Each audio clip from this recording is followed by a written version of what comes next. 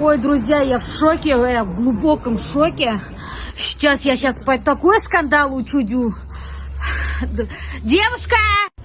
Посмотрите, как вы нам починили. Дядь Том, мне вообще разборки не нужны. Я вам сразу скажу, посмотрите, как вы сделали. Не знаю, там просто его другой мастер делал. Ребята, это шутка, пранк.